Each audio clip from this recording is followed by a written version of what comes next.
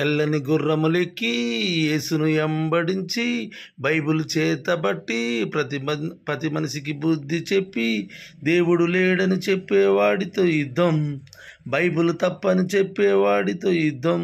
2012కి యుగాంతమే రాదు, డిసెంబర్ 21 నాశనం కాదు.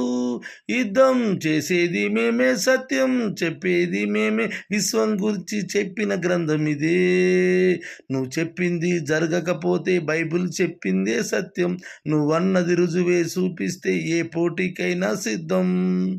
ఎదురే లేదు, బైబిల్ తప్పే కాదు, దేవుడు రాసింది ఈ గ్రంథమే.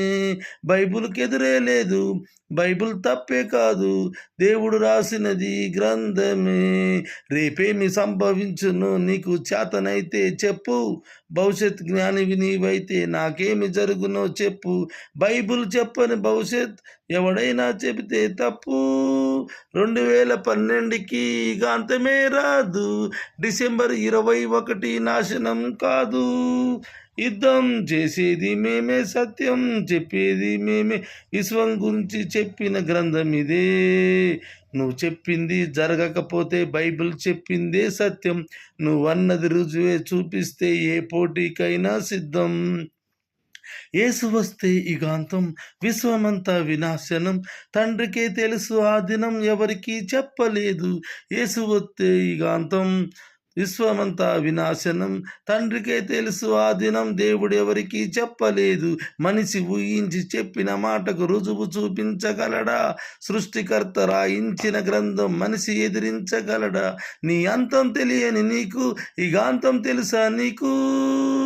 యుద్ధం చేసేది మేమే, సత్యం చెప్పేది మేమే, విశ్వం గురించి చెప్పిన గ్రంథం ఇదే. నువ్వు చెప్పింది జరగకపోతే బైబిల్ చెప్పిందే సత్యం, నువ్వన్నది రుజువే చూపిస్తే ఏ పోటీకైనా సిద్ధం. తెల్లని గుర్రములెక్కి యేసుని ఎంబడించి బైబిల్ చేతబట్టి ప్రతి మనిషికి బుద్ధి చెప్పి దేవుడు లేడని చెప్పేవాడితో యుద్ధం, బైబిల్ తప్పని చెప్పేవాడితో యుద్ధం. 2012కి యుగాంతమే రాదు, డిసెంబర్ 21 నాశనం కాదు. యుద్ధం చేసేది మేమే, సత్యం చెప్పేది మేమే, విశ్వం గురించి చెప్పిన గ్రంథం ఇదే. నువ్వు చెప్పింది జరగకపోతే బైబిల్ చెప్పిందే సత్యం, నువ్వన్నది రుజువే చూపిస్తే ఏ పోటీకైనా సిద్ధం.